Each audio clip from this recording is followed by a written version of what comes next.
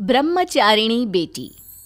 माथुर परिवार की बेटी शेफाली शादी नहीं करना चाहती थी और इस वजह से मिस्टर और मिसेस माथुर काफी परेशान रहते थे।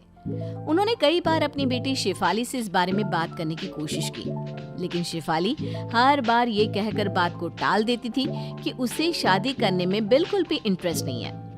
शेफाली का एक भाई भी था, उसका नाम था विशाल। शेफाली की उम्र लगभग 30 साल की हो चुकी थी और विशाल उससे छोटा। एक दिन मिस्टर माथुर कहते हैं, शेफाली बेटा, अगर तुम शादी नहीं करोगी तो आने वाले वक्त में विशाल की शादी में भी बहुत प्रॉब्लम आएगी। आखिर क्या वजह है, तुम शादी क्यों नहीं करना चाहती हो? पापा, अब मेरी जॉब लग चुकी है और कॉलेज के टाइम में भी मुझे कोई पसंद नहीं था। पता नहीं क्यों मुझे किसी लड़की के साथ रहने और उससे शादी करने में बिल्कुल इंटरेस्ट नहीं है। लेकिन बेटा, इस तरह अकेले जिंदगी तो नहीं कटती। तुम्हें अपने बारे में कुछ सोचना चाहिए। नहीं मम्मी, मैं अपनी जिंदगी में बहुत खुश हूँ। ये शादी, बच्चे, किसी के साथ जिंदगी भर रहना, ये सब मुझे अच्छा नहीं लगता। लेकिन बेटा, विशाल की भी शादी की उम्र हो चुकी है, हमें उसके बारे में भी तो सोचना पड़ेगा ना। हाँ, तो विशाल की शादी करने में क्या प्रॉब्लम है पापा? मुझे शादी नहीं करनी है, ये मेरा डिसीजन है। विशाल शादी कर सकता है। कुछ दिनों के बाद मिस्टर और मिसेस माथुर विशाल की शादी वर्षा नाम की एक लड़की के साथ कर देते हैं और वर्षा माथुर परिवार के साथ रहने लगती है। एक दिन वर्षा और विशाल जब अपने कमरे में बातें कर रहे थे।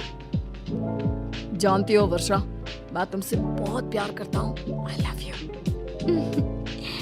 मैं भी तुमसे बहुत प्यार करती हूँ और हमेशा तुम्हारे पास रहना चाहती हूँ विशाल। चलो, इसी बात पर अब जल्दी से मेरे पास आ जाओ। तभी अचानक से शेफाली वहाँ पर आ जाती है। क्या हो रहा है? हाँ, तुम लोगों को शर्म नहीं आती?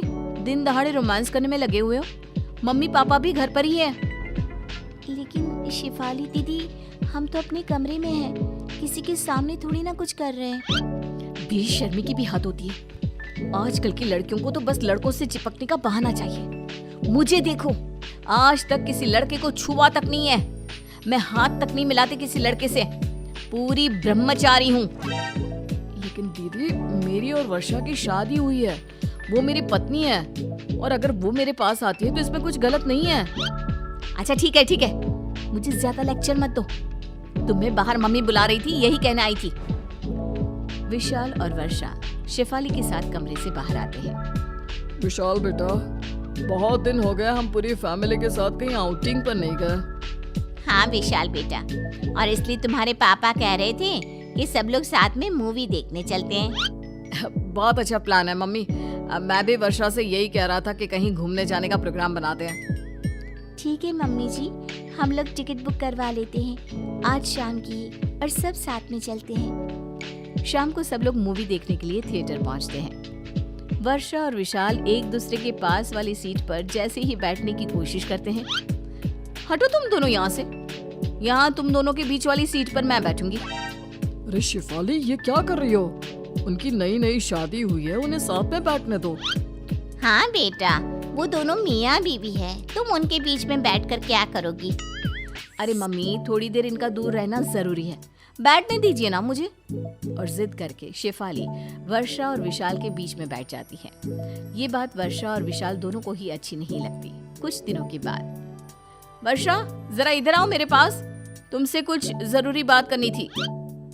बताइए दीदी, क्या हुआ? कुछ काम था क्या आपको? देखो वर्षा, मैं चाहती हूँ कि कुछ दिन तुम मेरे साथ मेरे कमरे में सोया करो। लेकिन दीदी, वर्षा आपके कमरे में सोकर क्या करेगी? क्यों? तुमसे 2 दिन भी अपनी बीवी से दूर नहीं रहा जाता क्या? बेटा, विशाल सही तो कह रहा है, और वर्षा को तुम्हारे कमरे में सोने की क्या जरूरत है? बस ऐसे ही मम्मी, मैं चाहती हूँ कि कुछ दिन वो मेरे साथ रहे, मुझसे बातें करे। अगर 1-2 दिन मेरे कमरे में सो लेगी तो क्या बिगड़ जाएगा? बेटा, उनकी अभी अभी नई नई शादी हुई है, तुम तो कुछ भी नहीं समझती हो। अरे मम्मी, शादी होने का मतलब ये थोड़ी ना है कि दिन रात एक दूसरे के साथ रहो, एक दूसरे से चिपक कर रहो। अब हो गई ना शादी।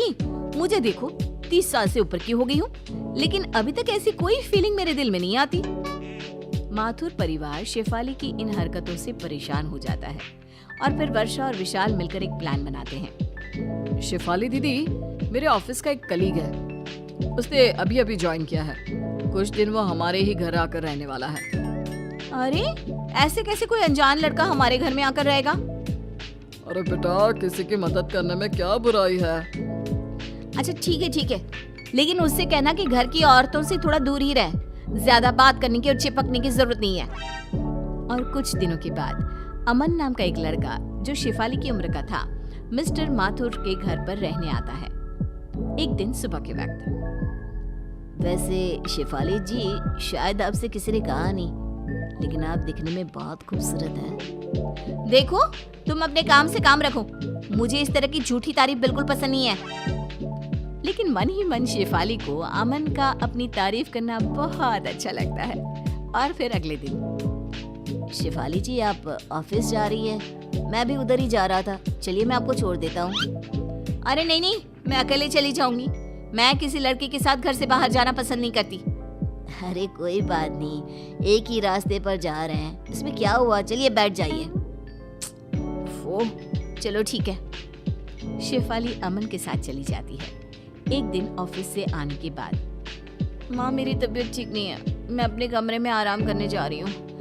आप प्लीज मेरे लिए कॉफी बना दो, बहुत सर दर्द हो रहा है। बेटा, मुझे तो अपनी किटी पार्टी में जाना है, बहुत जरूरी है, और तेरे पापा भी अपने दोस्तों से मिलने के लिए गए हुए हैं। कोई बात नहीं माँ, वर्षा से कह दो वो मेरे लिए कॉफी बना देगी। वर्षा शॉपिंग पर गई है विशाल के साथ, बेटा तुम खुद बना लो ना। इतना कहकर मिसेस माथुर वहाँ से चली जाती है। वर्षा के सर में जरा सा दर्द होता है तो विशाल कैसे लपक कर उसके लिए दवाई लेकर आता है, उसके लिए चाय बनाता है। यहाँ मेरे लिए कोई भी नहीं है। तभी वहाँ पर अमन आता है। किसने कहा आपके लिए कोई नहीं है? आप आराम करिए, मैं अभी आपके लिए कॉफी और आपकी दवाई दोनों लेकर आता हूँ। Thank you so much. थोड़ी देर बाद अमन शेफाली को दवाई देता है और अपने हाथों की बनी कॉफी भी पिलाता है। वैसे शेफाली जी, आप गलत सोचती है। देखिए, लड़के उतने बुरे भी नहीं होते हैं, और अगर जिंदगी में एक लाइफ पार्टनर हो तो जिंदगी आसान हो जाती है। ठीक कहते हो, तुम्हारे आने के बाद मुझे भी ऐसा ही लगने लगा है। लगता है मुझे भी अब अपनी जिंदगी के बारे में कुछ सोचना चाहिए। अगर आप बुरा न माने तो एक बात कहूँ, मैं आपके साथ पूरी जिंदगी बिताने को तैयार हूँ। अमन की बात सुनकर शेफाली खुश हो जाती है और रात को जब मिस्टर और मिसेस माथुर घर आते हैं, माँ पापा, मुझे आपसे एक जरूरी बात करनी थी। शेफाली दीदी, हम सब जानते हैं आपको क्या बात करनी है। आप अमन के साथ शादी करना चाहती हैं ना?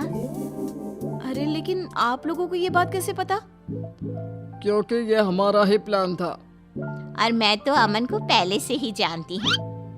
क्या ये सब आपने जानबूझकर किया?